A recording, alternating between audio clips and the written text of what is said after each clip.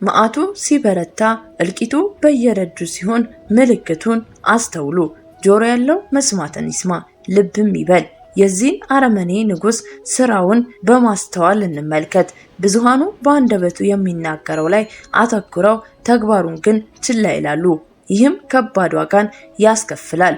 ምንም የማያውቁ ህፃናት፣ እናቶች እንዲሁም አባቶችና ወጣቶች እንደ ቄጤማ ነፍሳቸው በምድር ላይ ይጎዘጎዛል። ወደው ባልመረጡት ዘር ምክንያት ሲያልቁ፣ በማይደራደሩበት ሃይማኖታቸው ምክንያት አንገታቸውን ሲቀሉ ማየት ያሳቅቃል።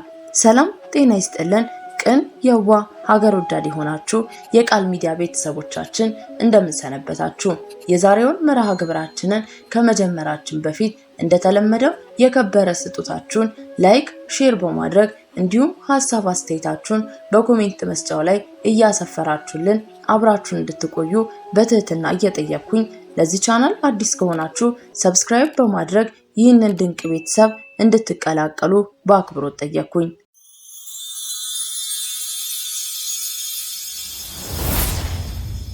መዓቱ ሲበረታ እልቂቱ በየደጁ ሲሆን ምልክቱን አስተውሉ። ምንም የማያውቁ ህፃናት፣ እናቶች እንዲሁም አባቶችና ወጣቶች እንደ ቄጤማ ወደው ባልመረጡት ዘር ምክንያት ሲያልቁ፣ በማይደራደሩበት ሃይማኖታቸው ምክንያት አንገታቸውን ሲቀሉ ማየት ያሳቅቃል። አረመኔው ንጉስ ከመጣ በኋላ ብዙሃን ያልቃሉ። ዘመኑ የከፈታ እንደሆነ ቢነገርም ተግባሩ ግን ሌላ ነው። ጆሮ ያለው መስማትን ይስማ፣ ልብ ይበልም። የዚህ አረመኔ ንጉስ ስራውን በማስተዋል እንመልከት። ብዙሃን በአንደበቱ የሚናገረው ላይ አተኩረው ተግባሩን ግን ችላ ይላሉ። ይህም ከባድ ዋጋን ያስከፍለናል። በእግዚአብሔር መንግስት የቆዳ ቀለም፣ ዘር፣ ሀብት፣ ንብረት የመሳሰሉ ምድራዊ የሆኑ ነገሮች በእርሱ ዘንድ ተራ ናቸው። ምክንያቱም እግዚአብሔር ሰውን ሲወድ ያለ አንዳች ቅድመ ሁኔታ ነውና። በዚህ አሁን ባለንበት ዘመን የሰው ልጅ የሚመዘንበት ሚዛን እንደየመሪው እንደ ባለ ሀብቱ የሚወሰን ከሆነ ሰነባብቷል። ሰው በሰውነቱ መከበር ካቆመ ቆይቷል። በክርስትና እምነት ተከታዮች ላይ የተነሱት አህዛባውያን በርትተዋል። በተለይም እነርሱን የሚመስል አህዛባዊ ንጉስ ከነገሰ በኋላ የብዙ ክርስቲያኖች ደም እንደ ዋዛ ፈሶ ቀርቷል። ብዙ ከትውልድ ወደ ትውልድ እየተላለፉ የሚሄዱ አብያተ ክርስቲያናት፣ ገዳማት አመድ ሆነዋል። በገዳማትና በቤተ ክርስቲያን ያሉ ምዕመናንና መነኮሳት ደማቸው በደጁ እንዲፈስ ተደርጓል። ምህረት ርህራዬ የሌላቸው ምግባር የጎደላቸው መናፍቃን በሀገራችን አልፎም ተርፎ በእምነታችን ላይ ስልጣን አለን በማለት አጸያፊ ለወደፊት ትውልዶች ለመናገር የማይመች ተግባራትን በክርስቲያኖች ላይ መተግበር ከጀመሩ ሰንበትበት ብለዋል። ኦርቶዶክስ የሚለውን ሃይማኖት ለማጥፋት ከጥንት ጀምሮ ብዙዎች ሞክረዋል፣ ግን ደግሞ አልቻሉም ነበር።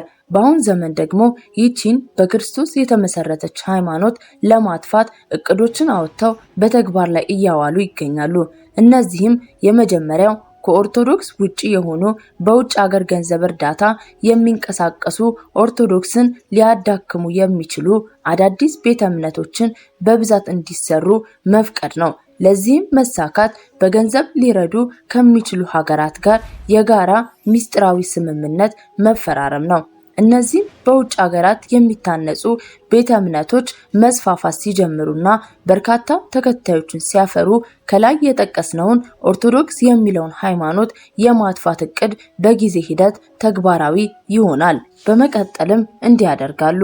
ኢትዮጵያ የልዕለ ኃያሉነቱን ቦታ ትይዝበታለች የተባለው ቀመር ባደጉት ሀገራት በሳይንቲስቶች ተግባር ላይ እያዋሉ የጥቅሙ ተካፋይ መሆን ይችላሉ።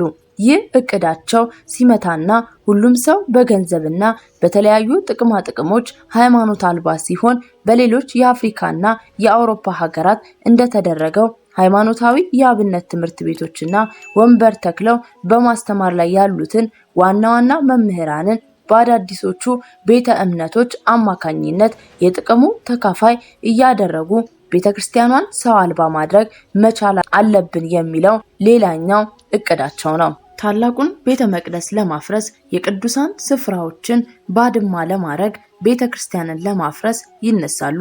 በዚህ ሁሉ እቅድ አረመኔው ንጉስና ተከታዮቹ አሕዛብ በክርስቶስ ደም የተመሰረተችውን ሃይማኖት ለማጥፋት ቆርጠው ይነሳሉ። ነገር ግን መሰረቷ ከአለት በጠነከረ በክርስቶስ ደም የተገነባ ነውና እቅዳቸው፣ ዓላማቸው ሁሉ ህልም ሆኖ ይቀራል። ይህ ሁሉ ከመጣ በኋላ ጌታችን የምህረቱን ዘመን ያመጣልናል። ሰላም የሰፈነበት መንግስት ይነግሳል። ለኔ ማለት ቀርቶ ለኛ ማለት ይመጣል። አባት ለልጁ ልጅ ለአባቱ የሚራራበት ዘመን የጥጋብ ጊዜ ይሆናል። በቅዱሱ መጽሐፍ ላይም በትንቢተ ኢሳይያስ ምዕራፍ 11 ላይ ሰላም ስለሰፈነበት መንግስት እንዲህ ተብሎ ተጽፏል። ከእሴይ ስር በትር ትወጣለች፣ አበባም ከገንዱ ይወጣል። የእግዚአብሔር መንፈስ የጥበብና የማስተዋል መንፈስ፣ የምክርና የኃይል መንፈስ፣ የእውቀትና የእውነት መንፈስ ያርፍበታል።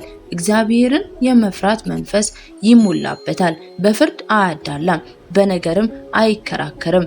ነገር ግን ለድሆች በጽድቅ ይፈርዳል፣ ለምድርም የዋሆች በቅንነት ይበይናል። በአፉም ቃል ምድርን ይሞላታል፣ በከንፈሩም እስትንፋስ ኃጢአተኛውን ያጠፋዋል። ወገቡን በጽድቅ ይታጠቃል፣ እውነትም በጎኑ ይጎናጸፋል። ተኩላ ከበግ ጠቦት ጋር ይሰማራል፣ ነብርም ከፍየል ጠቦት ጋር ይተኛል። ጥጃና በሬ የአንበሳም ደቦልም በአንድነት ይሰማራሉ፣ ታናሽም ልጅ ይመራቸዋል። ላምና ድብ አብረው ይሰማራሉ፣ ግልገሎቻቸውም በአንድነት ያድጋሉ። አንበሳም እንደ በሬ ገለባ ይበላል፣ የሚጠባውም ሕፃን በእባብ ጉድጓድና በእፍኝት ቤት ላይ እጁን ይጭናል፣ እነርሱም አይጎዱትም። በተቀደሰው ተራራዬ ሁሉ ላይ ማንም አይጎዳም አይጠፋምም።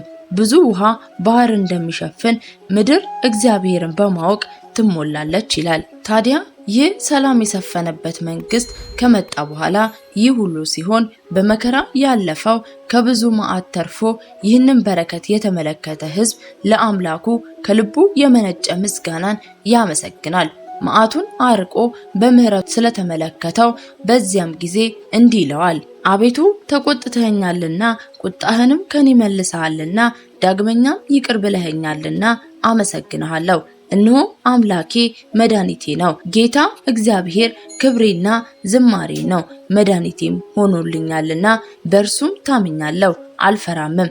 ውሃንም ከሕይወት ምንጮች በደስታ ትቀዳላችሁ። በዚህም ቀን እንዲህ ትላላችሁ፣ እግዚአብሔርን አመስግኑት፣ ስሙንም ጥሩ። በአሕዛብ መካከል ክብሩን አስታውቁ፣ ስሙ ከፍ ያለ እንደሆነ አስታውሱ።